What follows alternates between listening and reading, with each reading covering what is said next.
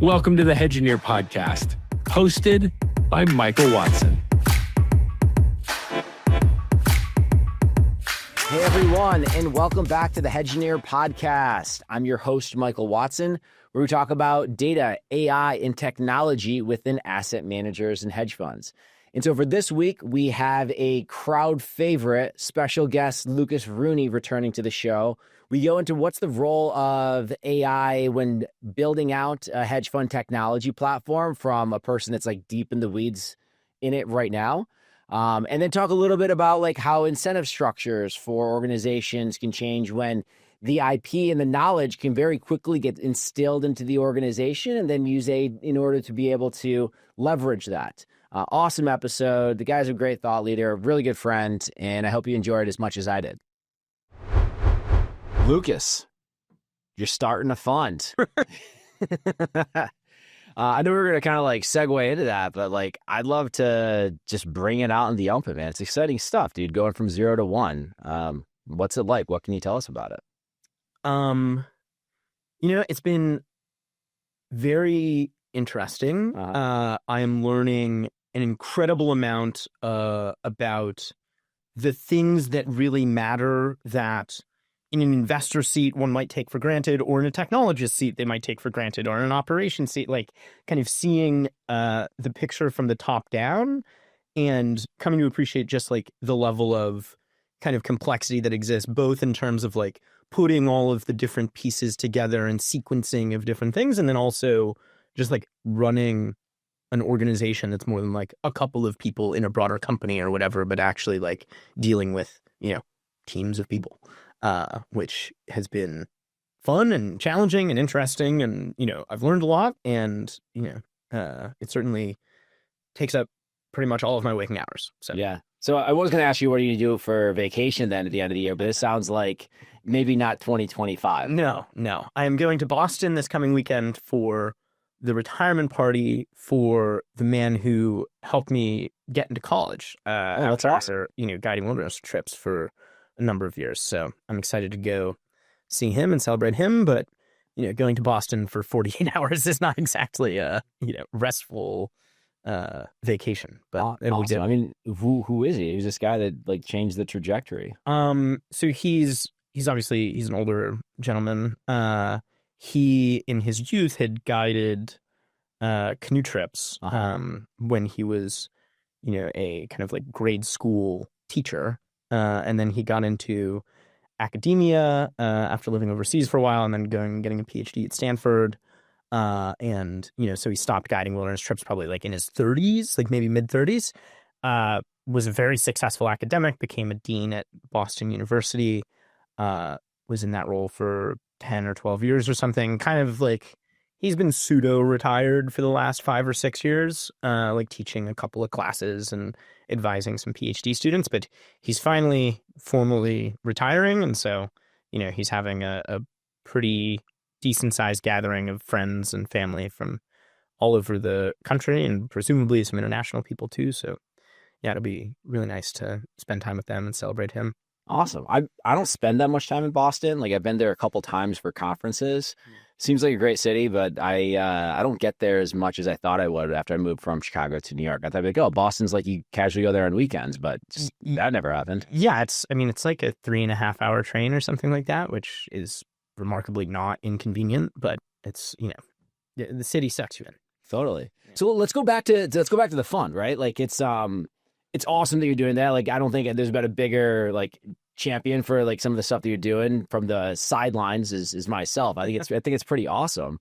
But like when you go to launch a fund, you have all these grand visions of like all the great things you're going to do, and then you start off at 7:00 in the morning on a Monday, and you have to start somewhere. You have to go from 0 to 1. You have to make that a reality.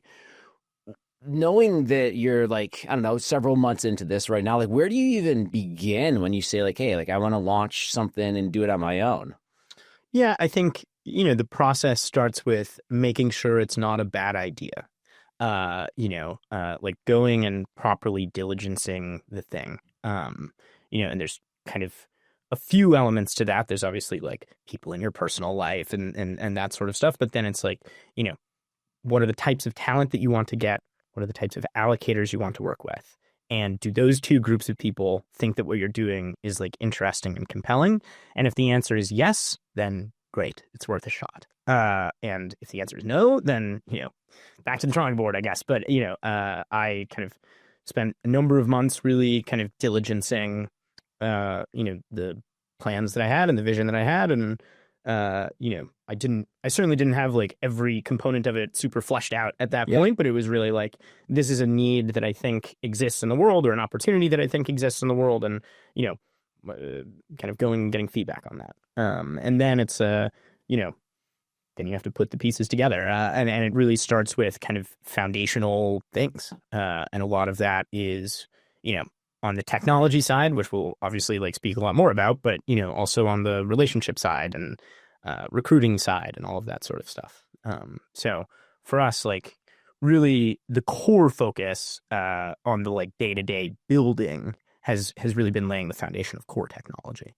I think that it can be easy to take for granted when you're like at, a institution that's existed for a long time, like, do you use virtual machines or do you use local boxes? Like, how do those work and how do those scale and where are they hosted? And, what type of database server are you working on? Like all of those sorts of things. And those are questions that we're asking ourselves and answering, from day one. And we've moved past that stuff at this point. But, asking questions like, what is the, foundational toolkit that is very useful to, investors, analysts, researchers, et cetera?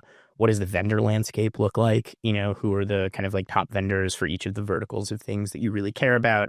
Where do you build? Where do you buy? All of those sorts of questions. So awesome. And I know you've built like a pretty awesome team. I know several people on there. And what do you think has helped you recruit like really talented, really passionate technologists, investors, when they have kind of like the world is their oyster in terms of options? Like what has enabled you to bring such like kind of talented people on? Yeah, I think that it is, a function of offering people something to be a part of that is, a multiplier for them in terms of like the people they get to work with, the types of things they're working on, the vision of the future, and like having people that really are like aligned in those ways and bought into that. I'm a very firm believer in like honesty and clarity breeds kind of finding the right fit, not trying to like force my model of what the thing should look like or what the person for each role should look like, and rather just like be very open with people in my network. Like, hey, these are the sorts of things that I'm looking for. Do you know people that kind of fit this mold? And taking that approach, like I've met some really incredible people. Many of them ended up working out in terms of being a fit for what I wanted to do. And some of them didn't, but I've gotten to meet a lot of really exceptional people through that process, and it's like opened a lot of doors, which, I'm quite excited about. But really a lot of it comes down to like, do the personal circumstances for the person align? Like obviously, a startup of any form, is a different risk profile. And like as a trader, I think about just like distribution of outcomes, right? And it's not like, something that's new can be very, very lucrative for people that join early, but it's also a different risk profile than, a stable kind of paycheck or a relatively stable paycheck. So it's really kind of not like I take the stance of I really don't try to force alignment ever. I just try to be very clear on what is it that I'm doing? What are the values that I really care about? What are the kind of skills of the person or people that I'm looking for? And then, can I find those people and do those things kind of line up for themselves and myself? And it gets in some ways easier and in some ways more complicated as the team grows, because then it's not just one person fitting with me, but it's one person fitting with me and, 10 other people, 12 other people, et cetera. But yeah, it's been a really kind of fun and rewarding process. And, I like to think like have a good bit of fun working together as a team and really are working on things that I think are very interesting and exciting, and, having a good time kind of doing it together. So. Awesome, man. Before we go on to more of like, you touched on the technology side, this is a technology podcast. We're obviously going to go into AI. Can you tell us a little bit more about like, what's the strategy? What's the vision? What is the fun without going into too many details? Yeah, look, I think that the detail that I can kind of talk about is really like, investment firms are really at their core today, and there are some exceptions to this, but really it's like a vehicle to plug in exceptional talent to generate, attractive returns in the profile that investors are looking for with that vehicle, right? And so really the thing that we're trying to build is a place where exceptional people want to come, exceptional people can relatively seamlessly come, and they can be plugged in and given a toolkit and empowered to do more than they could do elsewhere. And that's kind of, the goal that we have in the building of the firm. Awesome. And so then let's kind of like get into that toolkit, the building of the firm. Like what are those foundational technology components? We'll get into AI in a second, but what's like the basic building block when you go from 0 to 1, you have to turn on a computer, not getting too much on the vendor side, but when you have to actually building it yourself, you decide to build versus buy.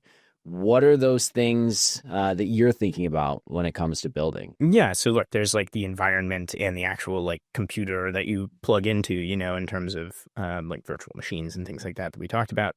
And then really, I think the core components are kind of a fewfold. You have like your data and ETL layer, right? That's the thing that kind of connects you to the outside world and is a kind of hub for, taking in information, doing stuff to information, and making information accessible to the people in the organization. Then there's kind of like an analytical layer. Those are, that is taking data and information from your kind of central hub and doing things with it that are, ostensibly useful, or running experiments, or, back testing trading strategies, et cetera. That needs to kind of connect very seamlessly to the kind of like data and ETL layer, and have attributes that are, useful for the actual use case of what do people do with data in, an investment process. We care about things like, when was this data accessed? When would I have had access to this data? Rather, how did, for a particular type of data point, how did that evolve through time? We care about kind of the structure of the databases in terms of having like a intuitive way to navigate through the tables. That kind of scope of things without going into a ton of detail. And then you have kind of the, like, call it trading and operations side. That touches onto a number of kind of like vendor platforms. But obviously you take data in, you do stuff with it, you come up with great trade ideas, but you need to go and, invest money at the end of the day. And there needs to be like some platform by which you execute trades, you monitor your orders throughout the day, you're updating, your positions, and then you need to have kind of like a nav struck at the end of the day and understand like what are the aggregate values of your positions and all of that. There are a lot of really great vendors on that side of that industry. And then there's, I would say the other component is really risk and monitoring of risks, which goes into kind of like quantitative models for understanding risk, which is basically like, how do I take this big slew of, like messy and complicated instruments and distill it down into a handful of like standard, kind of like measures, which can be kind of like understood in a common way, and then evaluate the risk profile that I have, through that lens. Really, it's dimensional reduction, right? Like, if I just owned the S&P 500 via, some ETF, like measuring my risk would be very, very clear and simple. But when you have swaptions and you have correlation swaps and you have, various forms of other options and, you have futures and cash equity, like all these things, you have bonds that are, it becomes very complicated and messy and hard to intuit just by looking at, the instruments that you have kind of in your portfolio. And so really that is a vehicle for kind of like dimension reduction ultimately, and processing and standardization. So those are kind of like the core elements, I would say. And so then in the process of dimension reduction, it could be in the context of risk, it could be in the context of like alpha generation or constructing like what is your edge, what do you know about the market? How do you think about either standardizing or creating systems that are repeatable in that dimension reduction across teams, across people, or share some of those signals or insights to different people internally? Like, how do people share knowledge, share insights? Yeah, I mean, so this is something that is actually like kind of painful in terms of, what exists in the world today. We do things like generate plots, and that's a way to kind of like distill information, and then you label the y-axis and the x-axis, and you put a title on it and you share it. But when it comes to sharing like higher dimensional information, really you kind of need a toolkit of some kind, and you need a common language which people can speak. And that doesn't necessarily mean like I don't mean a semantic language necessarily, but like, having a standard analytical framework, that extends across Excel and, coding, and, potentially some form of natural language to be able to kind of like take higher dimensional information or context and pass it between people in an efficient way. And have them understand it in a similar contextual way. Yeah, exactly. And so, we think a lot about that problem as ultimately like reducing friction for collaboration and communication. Mm-hmm. And so one thing that we've always kind of dabbled in is the role of AI, or like this cheap intelligence layer that we have access to, and be able to integrate it within that collaboration, whether it's helping two people collaborate together or an individual, I guess, collaborating with themselves or collaborating with some other intelligence that can help them move faster, maybe see something that they just don't have time for, or see more things at once. What is the role within that toolkit or ontology that you're referring to of AI when you think about building out the business? So I'll reframe the question a little bit, and I'll answer the question of how does the advancement and proliferation of like sophisticated, artificial intelligence impact how I think about, building foundational tech. Mm-hmm. I'll slightly reframe it because I don't know what the role of AI is exactly. Mm-hmm. Like the role of AI is going to change dramatically probably over the next like 6 months, 12 months, 18 months, 5 years. And truly I understand to some degree the distribution of outcomes, over the next 5 or 10 years, but I have no idea where it will fall on that distribution of outcomes. I have some priors, but and I'm not sure that other people really do either. But what I do have a better grasp on is, given the fact that we are in this world where technology and specifically artificial intelligence is accelerating in the way that it is, or the growth is changing in the way that it is, how do we structure kind of the systems that we're building today with the benefit of building from scratch? And the answer is it is more almost like taxonomical. Like there's more focus on labeling, and there's more focus not just on single outcome or single, point of evaluation, but it's things like, taking the dimensions of a trade and valuing of risk reward from, hey, I think this is the upside, this is the downside, this is the kind of expected value, and changing it to look something that's more like, hey, this is the set of catalysts that I think matter, to the trade. And maybe here are the models that are related to those catalysts that I have running in the background that are forecasting some data point or some release of data. And then here's things that I think the market is misvaluing, and I think that the market cares about these sets of things in a way that is like disproportionate to the actual impact that those will have. And so you can kind of think about tracking kind of like information as it realizes and becomes exposed to the world, or things like kind of manifest into reality, or reality kind of progresses, maybe is the better way to put it, as we step into the future. And I think that it opens up the dimensions by which we can start to like evaluate, was this a good idea? Was this not a good idea? Because I think generally like the thing that one is doing in investing is they're not so much predicting the future as evaluating the distribution of outcomes relative to the market and what the market is suggesting. And so I think, having systems that kind of like, certainly AI is good at working with semantic data. That is, very true. These LLM models are exceptionally good at that. And so I think that, for me, it opens up this kind of Pandora's box of questions about like, how would I label data better, and kind of like codify my thought process better if I knew that there was something that could do a lot of valuable stuff with it that maybe I would struggle to a little bit more, given the toolkit that I have.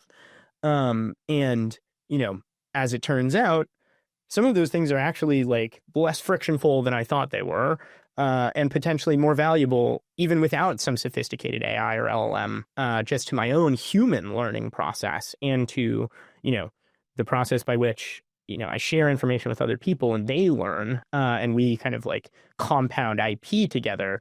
I'm finding that just that course of thinking and that like framing and approach to things, has led me to some realizations about how I can just, standardize my own process better, whether LLMs, become, whether we get AGI or not or whatever. Right. Mm-hmm. And I think that's an interesting take around you were originally doing something possibly for the ROI of using AI on top of it, but then going through the process, you realize that there was ROI in labeling and thinking through taxonomy and thinking through a well-defined workflow just for yourself and your team of humans, even if AI wasn't there in the first place. And I noticed there's a lot of similarities when I start working on an AI implementation with an asset manager and we start focusing on the quality of the data and the quality of the information that is going to be accessible by an agent or a framework. And that is the same thing that you would have been working on if AI didn't exist at all. You would still talk about what's the quality, the accuracy, the taxonomy of the information that you're making decisions on. And AI maybe amplifies what the potential ROI of that is, but it doesn't become the sole catalyst of why you should necessarily be doing it in the first place. But having this kind of carrot dangling in front of you of, oh, but if you were to do all of these like infrastructure and hygiene and process and workflow documentation that you probably should have been doing in the first place, now there's this possibility that maybe like you can have the system do it for you. And not that that needed to be the incentive to do all of those things in the first place originally, but I am noticing that now people are getting very invested in process documentation, being able to define a workflow from beginning to end, reinvesting in data warehouses, data lakes, taxonomy, type 2 dimensionality, when maybe they should have been focusing on that maybe all along. But there seems to be this kind of like resurgence around just process documentation that's a function of this new dream that comes from AI, that if let's say AI turns out to be a complete farce and nothing actually comes from this intelligence, which I disagree with, but let's go on the extreme of the distribution on the downside, there's still a lot of great processes and systems it's forcing organizations to address that they haven't addressed thus far, that I think is helping just the people that are working within these systems and accessing a lot of this information, even if AI never comes to manifest into a single valuable downstream return. Yeah, absolutely. I mean, I just think about it in terms of like, return of time. It's like if I have, my database schema set up in a particular way and I have documentation in, some kind of standard tool that has like searchability and queryability and I have an LLM on top of it, like I don't have to spend maybe 2 minutes, like, figuring out exactly which table that data set is in and writing the SQL query and whatever. It's like, that's, a very easy kind of like, and non-trivially valuable thing that I can just type for 5 seconds into a terminal and get an output. Mm-hmm. And obviously I'm giving kind of a trivial example, but like, that's a very clear, very incontrovertible like benefit. Yes. And, even if it did nothing other than that, which again, I disagree with, and I think there's more value to be captured even now, but even if it did nothing more than that, that's valuable. Oh yeah. Because I can, say somebody leaves, right? An organization. It used to be that their code, their documents, their, Excel, whatever, kind of like lives in the ether, and it would take a really material amount of time, even for a very high caliber person, to go in and sit down at that person's computer and go through all of those things and try to figure out how were they thinking about this? What were they doing here? What's this data that they're referencing? Oh, that's local versus on, and now it's like you can fairly easily kind of like query and interact with that holistic body of knowledge, which really that person instilled, in the company. And you can interact with it in a fairly seamless and organic and natural way. And I think that's like extremely important. But it also opens up the question of, if that is now the world that we live in, where the value I bring to a company is kind of instilled in that company into perpetuity and can be, really effectively used whether I'm there or not, it opens up this question of, how do you incentivize people? And how do we think about value of individual contributors? Do we think about it in terms of like a specific kind of thing that they build or implement? Or do we think about it in terms of like the holistic value that they bring to the company, an ability to like compound on and act as like one rod or something in this like synthesis process? And so those are, I think, open questions in many respects of like, how do things need to kind of change and adapt to that reality? Mm-hmm. And how would you even go about solving that? If we were to, let's create a scenario where, let's say you bring in an analyst and you record them for 8 hours a day, and you give them a lot of different scenarios and you have a system transcribe them. And after 3 or 4 weeks, you feel as though you've gotten 70 to 90% of maybe the value that they bring to the table. It's kind of captured in that logic, assuming they don't learn anything new. How do you compensate for that? Like, how do you think about the IP that somebody can distill into a system and then it starts accruing value to the owner of that system, even when that person leaves? And it creates an interesting question around how do you incentivize, if that scenario exists, to encourage people to contribute to that IP and be able to continue to reap the rewards on it. Yeah. Look, I think that there is a kind of unfortunate reality, which is there's some period during the transition where companies just will benefit from this without having to reevaluate like how they compensate, probably, right? Because I think it takes time to learn these things. Even if you can kind of see them coming, like it takes time for the collective body of people working at companies to say, hey, wait a second, like I'm kind of being made obsolete in some ways here. And, firing, like churn rates end up moving up and there's more kind of like cultural awareness around this. And so that is just a reality. Like there's not perfect, adaptation is not perfectly efficient, and there's like leads and lags to these things. I think see that right now kind of in labor markets, like you see hiring is not upticking, but people are not really getting let go. It's very stagnant. And how much right now, you don't have to answer this because I want you to continue on that theme. Is that happening today where like that knowledge extraction, distillation into the enterprise is happening and it's causing neither growth nor reduction in labor force, but we're in that time period where maybe labor is not aware of that transition happening and capital is, and people just haven't necessarily woken up to it. But then you wake up maybe 2 or 3 years from now and you realize all of the intellectual knowledge that existed in the workforce has been completely transferred. And unless the people are learning something new, that maybe their value proposition to that organization it's been maximized, it's been extracted. There's not necessarily something there beyond them learning something new and continue to innovate. Yeah. I mean, look, I don't know the answer. It's clear that some amount of that is happening. Like, has that shown up in like the unemployment rate or firing or retention? Like, I have no idea about any of that. But I do think that, there are 2 questions embedded in this. One is, what is fair compensation in that world? And 2, what are you actually hiring people for? And why do people get brought into an organization and on what premise and with what intent? And I think that something that's very clear to me is that,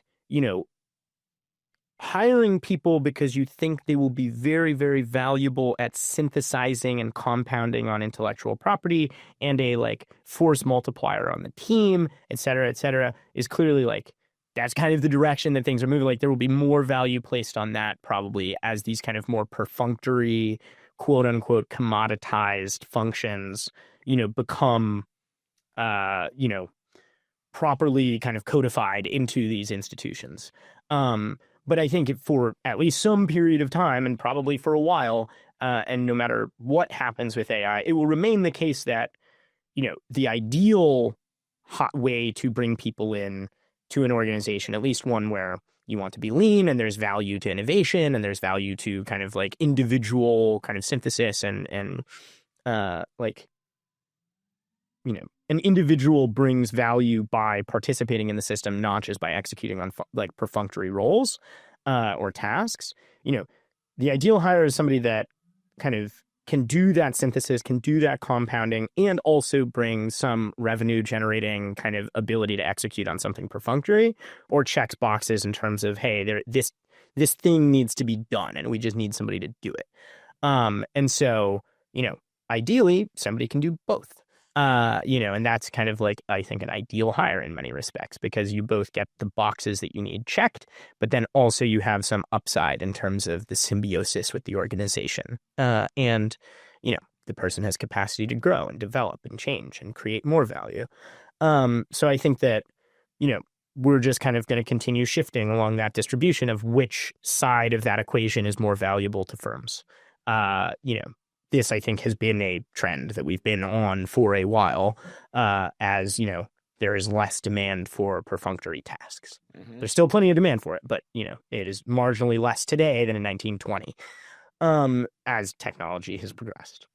And so, the other consideration is kind of what you brought up, which is like, how do you compensate people? And to me, like, I think of that in terms of how do you fairly compensate people? What is the kind of economic equilibria, so to speak? And I don't know that I have like the answer to that by any means. I'm not sure that anybody really does, but it's clear that it looks more like, real value attribution is actually done on the work that a person produces at the firm level and that the person is kind of paid for that, right?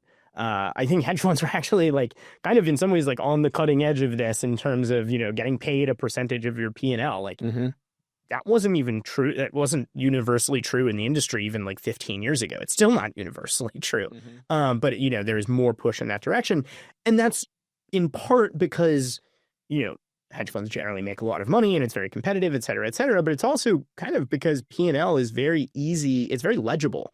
Like, how much money was made, like you were the one trading it, how much money was made. Okay, here's some, market percentage of that. And, or on market percentage of that. But I think that, obviously as the nature of value creation changes, we will need to change how we do value attribution and how we think about, what value did this person bring and, how we kind of create bases for evaluation and tools for evaluation. There's many examples of this that already exist in terms of KPIs and goals and things like that, where we attempt to construct some baseline for evaluation of value. But I think that we're just going to continue on that trajectory and just move faster and faster in terms of having it be more nuanced and higher dimensional and more thoughtful. None of these things are like really novel. It's more just kind of as technology kind of progresses and increases in its rate of change, we will have to adapt those things even further. But also we'll have the toolkit to adapt those things even further because, it's all kind of, a virtuous cycle in some respects. Yeah. And so what is, it's interesting that you bring that up, and it's not just in hedge funds and asset management where it's easy to calculate somebody's value did they bring to the table? Like sales is another great scenario. You can look at somebody's sales target at the end of the year, have a relatively formulaic number around that. And it's like, oh, this person brought so much money to the table. They get a certain percentage cut of that. But then there's all of these supplemental rules, like the product manager that's actually building the SaaS software that's getting sold by somebody in sales. And they obviously are incredibly valuable to the overall value the organization has been able to accumulate, but it's not necessarily formulaic. You can have KPIs around it.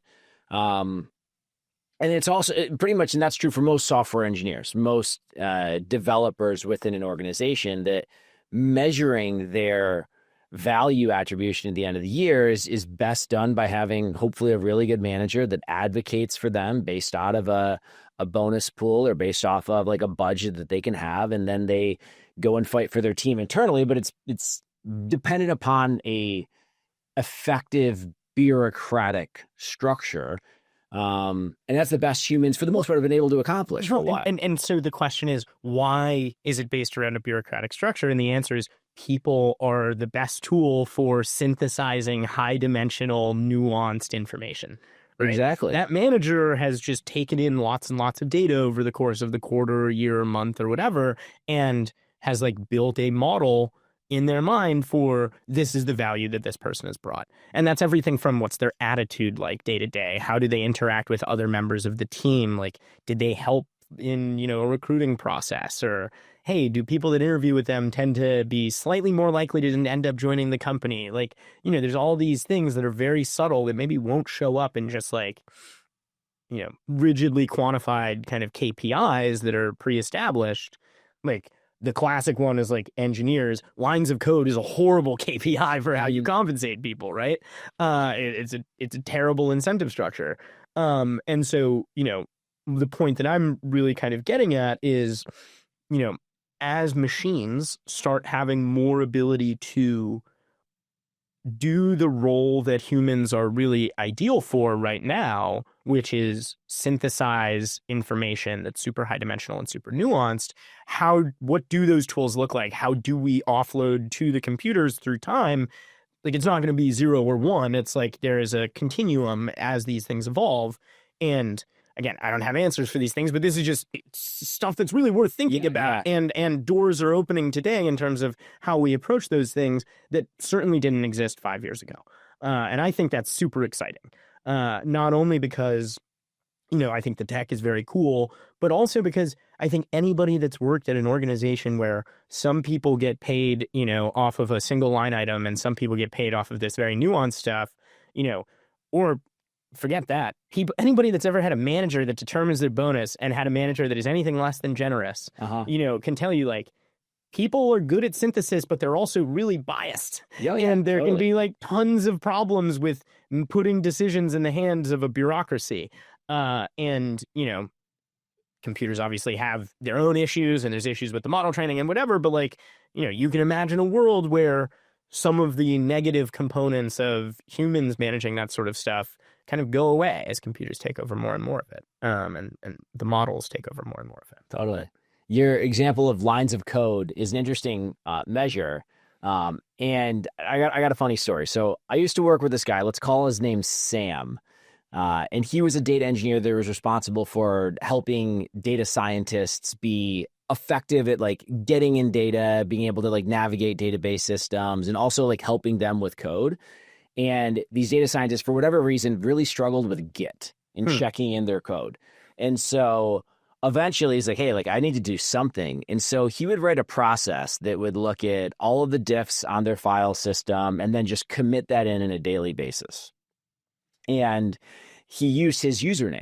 And so there was somebody that like on the operations side looked at the users that had the most amount of commits and lines of code written. And there was basically everyone else. And there was Sam up here. And then somebody was tasked with like, all right, is this code real? Like what's going on? And they would look at it like, dude, this is incredibly nuanced stuff that this guy is just prolific. And it eventually got up to like the C-suite and somebody saw Sam, let's call him Sam, in the elevator, and they're like, hey, by the way, Sam, like really impressive stuff that you're doing. Keep it up. He's like, huh? What are you talking about? Like that, but thank you Thank you. He played it off really well.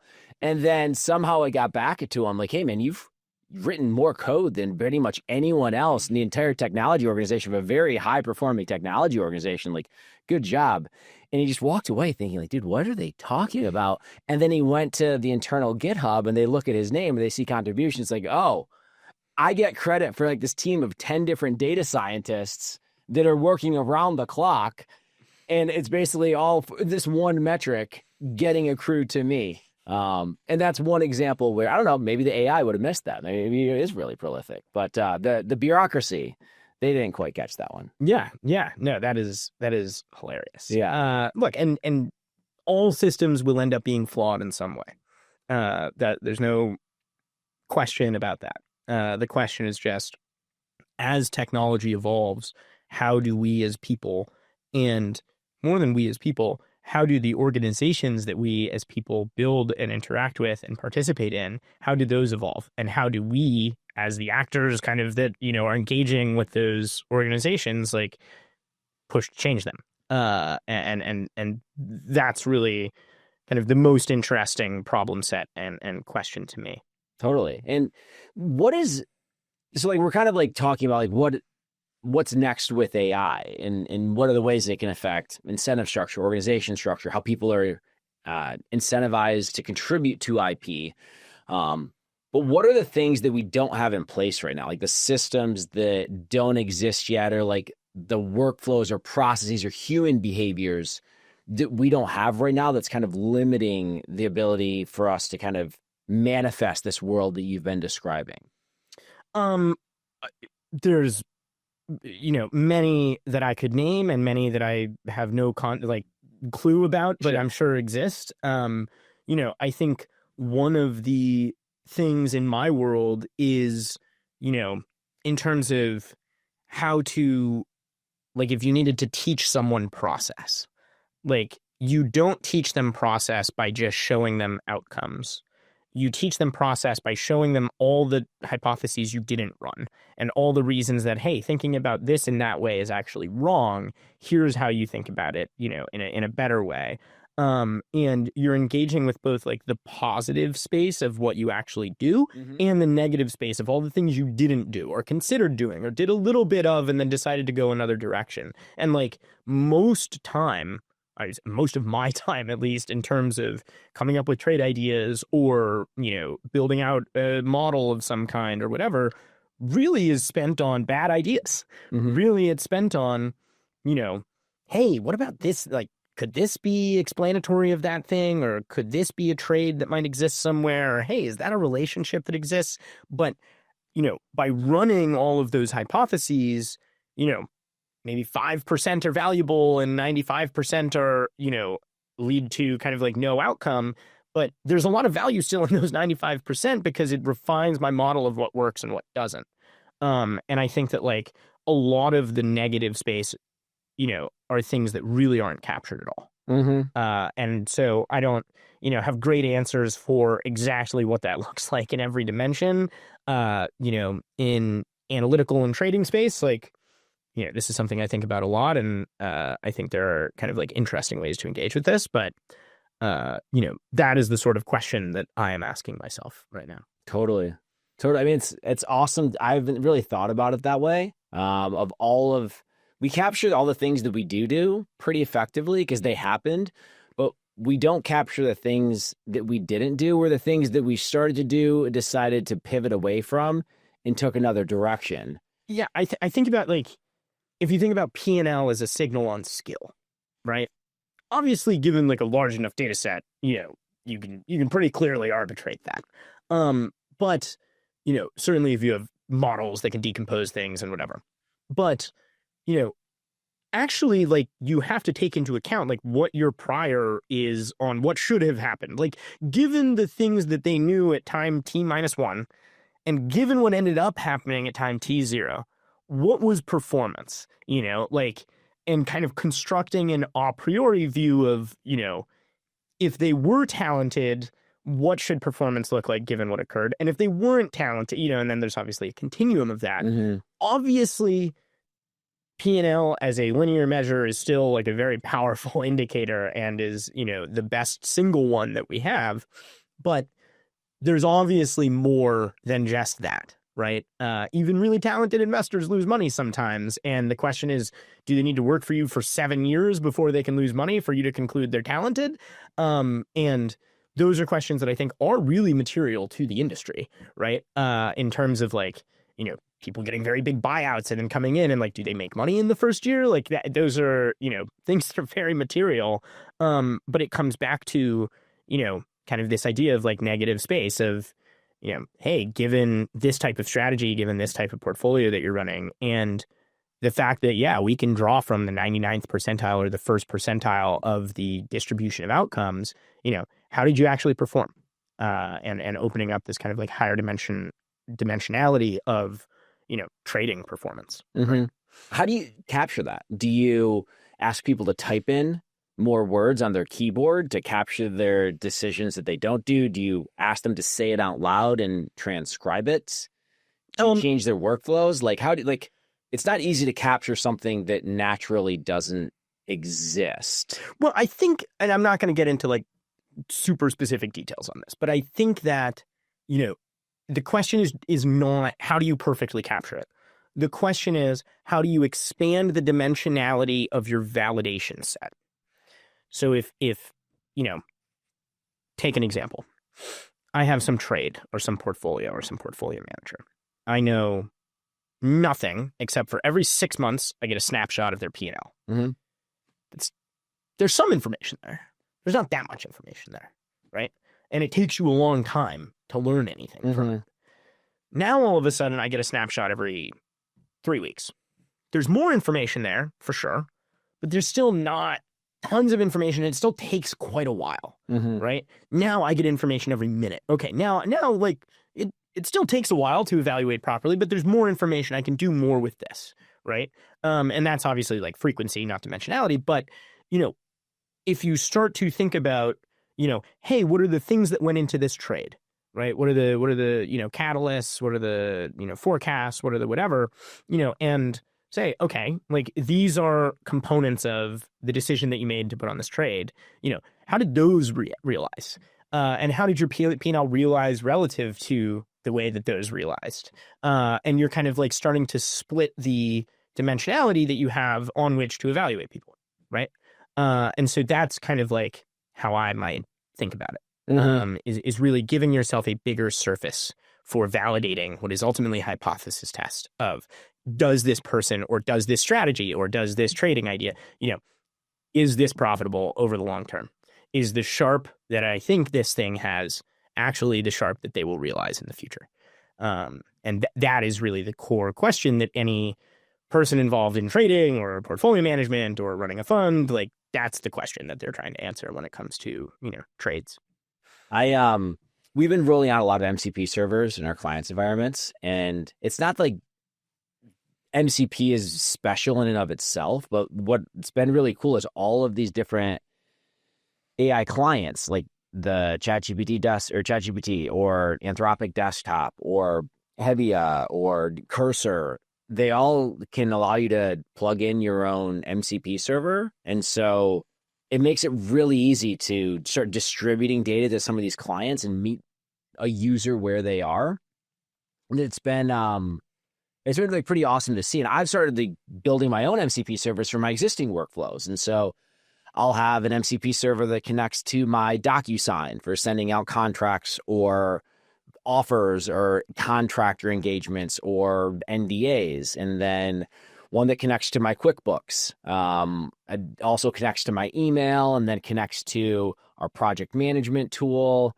That it's just for me. It doesn't take that much time to build up. But then I could say like, hey, what do we have in terms of cash flows for the company, like month to date? And what are the biggest like changes since last month? And then so like, hey, what is payroll looking like over the last quarter and how is that changing? Or can you like go through my inbox and pull down invoices and make sure that they line up with what we're seeing in QuickBooks, or help me go through an email that we had in a sales call like a week, or like what are all the emails that I don't have within our our customer tracking or sales tracking system that I've received that I need to go and enter that in, and like where are we at in certain projects? Like it's the same, like the tedious stuff, like building a deck, the actual operations of doing things is it's been kind of cool. And just like it's not hard. Like it's not like this is a product that I need to resell. Like this is just something that I can build myself and it's immediately valuable. Like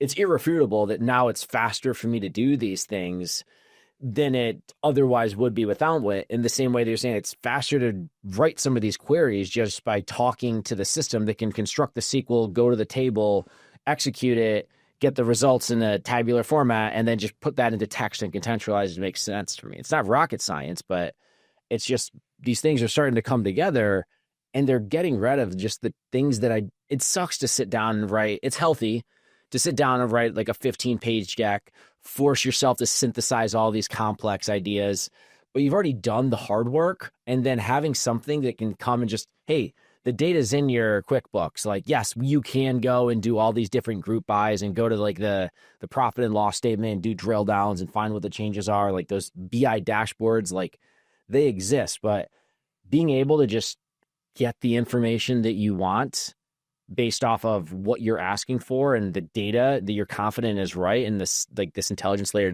knows how to like assemble it for you and reduce the dimensionality. It's awesome. Yeah, it's like location and transformation, Mhm. right? It's like, hey, I want to look for this thing and I want to do something with this thing that's like fairly simple.